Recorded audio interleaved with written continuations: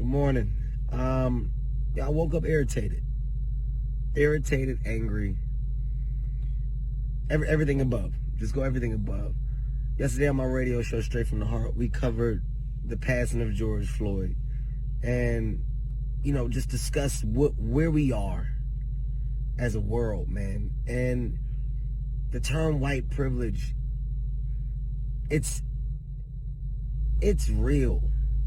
If you don't understand the definition, if you don't understand the use of it, then you're fucking blind. You're blind, and you're choosing to ignore our now reality. I'm just gonna back up. I'm gonna back up to the white woman that was in Central Park that had the dog, called the cops on the black man, and her threat was, I'm going to tell them that there's a angry African American man threatening me. And that was her threat. Her threat was to just say that there's an African American man, because there's consequences that come with being an African American man, which is just being an African American man. That was her threat. That was her threat, and that's what she was using. In today's time, that's what's known. It's known that I can bring harm your way by just telling someone that you're black. That's a problem. It's been a problem, but the problem is on full display right now. It's on full display. And then George Floyd's death is another pure display of hatred, racism at the highest level. And after it's over, the thing that can almost at least correct is immediate reaction of consequences. And instead we wait. We wait. As a system, you're flawed.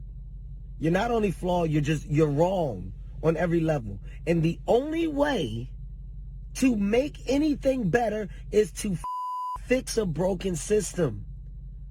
There needs to be immediate consequences. That man needs to be thrown in jail for life. Not in weeks, now. If it was a black man, we know he would be in jail now. And by we, I'm talking about everybody. We as people know he would be in jail. There needs to be consequences brought to the other officers that were on hand, because you got a duty to do. Your job is to save lives, not take them.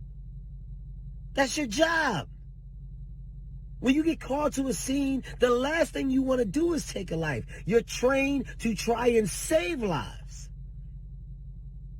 That's what your job is. So when you're taking them and you're amongst a group of people that witness it, then you're all guilty. Point blank. You're all guilty. And the only people that seem to be falling victim to these type of consequences are people of color. People of color are the ones that are falling victim to our quote-unquote accidents. It's not accidents, man. It's not accidents. It's senseless. Fix the system as a city, state. Fix your flawed systems. Cops need to be held accountable. Jail, life. You take a life, give your life. Life. If you were on hand and you didn't stop that senseless murder from happening, you get time too. That's what a law should say. So every cop now has a severe consequence to their actions. Hold people accountable. Be accountable. As a city and state, you're accountable. He should be in jail now.